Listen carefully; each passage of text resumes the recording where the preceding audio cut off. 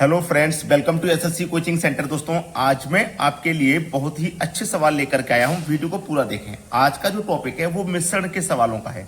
तो चलिए स्टार्ट करते हैं। पहला सवाल, 100 लीटर मिश्रण में पानी की मात्रा 10% तथा शेष दूध है। इसमें कितने लीटर पानी और डालें ताकि प्राप्त मिश्रण में दूध की मात्रा 50% रह जाए।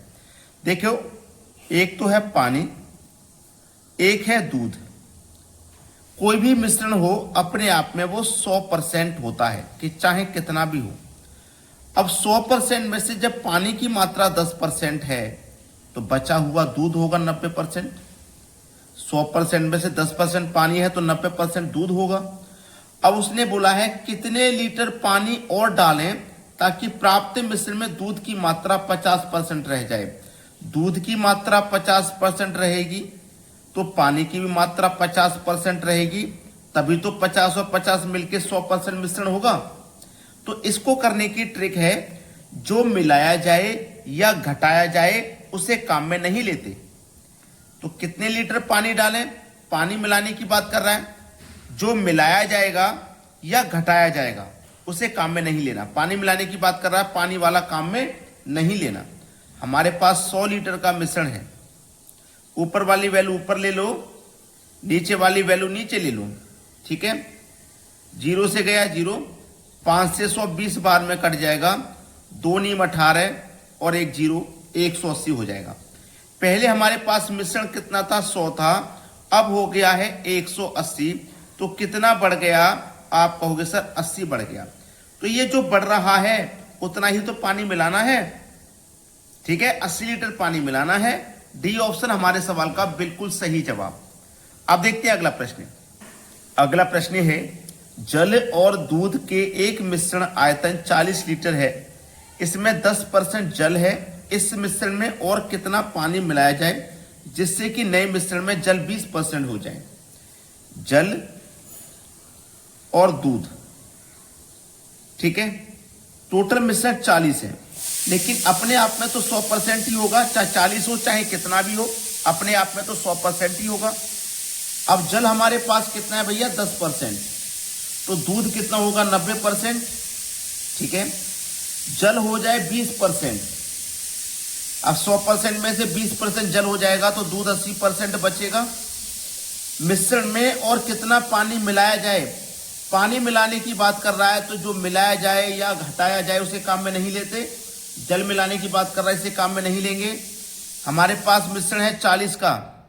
ऊपर वाली वैल्यू ऊपर लेना, नीचे वाली वैल्यू नीचे लेना। 0 से गया 0, 8 पंजे 40, 9 पंजे 45। पहले हमारे पास मिश्रण कितना था, 40 का, फिर हो गया 45।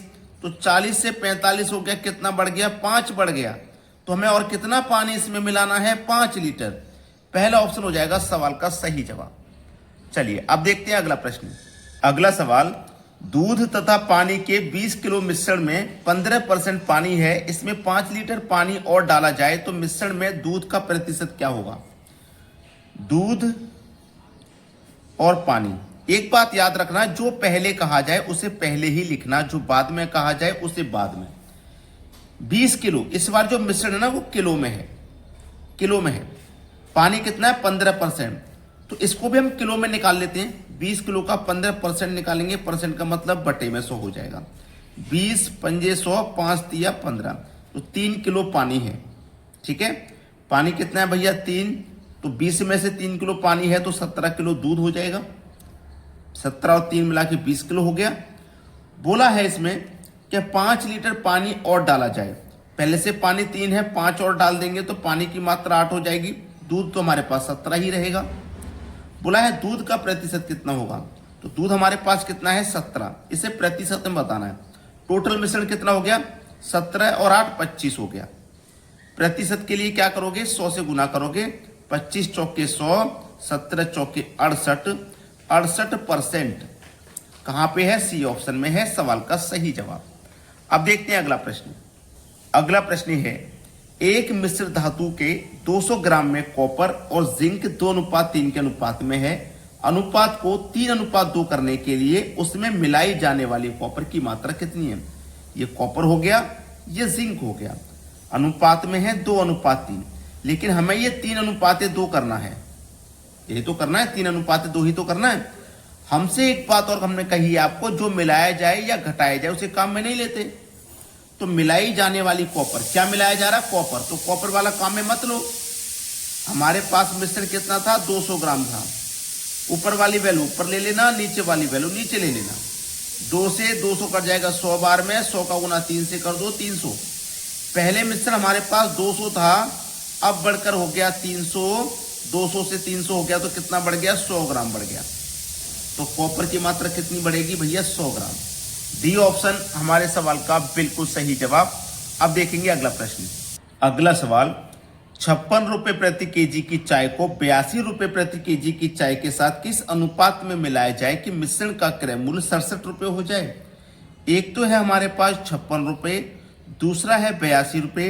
दोनों को मिलाने के बाद मिश्रण हो जाता है 67 रुपए। इसको कहते हैं एलिगेशन मेथड। बहुत सरल होता है, क्रॉस अंतर करिए। 67 और 82 का अंतर आ जाएगा 15। 56 और 67 का अंतर आ जाएगा 11। 15:11 किस ऑप्शन में है ये देख लीजिए, बस सवाल खत्म हो जाएगा। पहले ऑप्शन में दिया गया है सवाल का सही आंसर। ये एलिगेशन मेथड है, सबसे सरल इसी को माना गया है, लेकिन ये तभी तो लगेगा जब आपको जानकारी हो कैसे करना है। समझ में आ रही है बात? अब देखते हैं अगला प्रश्न। अगला प्रश्न है, 1.60 पैसे प्रति केजी के चावल 1.45 पैसे प्रति केजी के चावल के साथ किस अनुपात में मिलाया जाए कि मिश्रण का क्रय मूल्य 1.54 पैसे हो जाए? एक तो है हमारे पास 1.60, दूसरा है 1.45, दोनों को मिला के हो जाता है 1.54। एलिगेशन मेथड है भाई, क्रॉस अंतर कर दीजिए। 145 154 का अंतर कितना आ जाएगा? 0.09। इनका अंतर कर दीजिए 0.06। 3 तिया 9, 3 दूनी 6। 3:2 चेक कर लीजिए किस ऑप्शन में है? बी ऑप्शन में है। वीडियो को सभी बच्चे लाइक करें, शेयर करें, इतना काम सभी को करना है और कमेंट में बताएं आपको हमारे वीडियोस कैसे लगते हैं। ठीक है दोस्तों, धन्यवाद।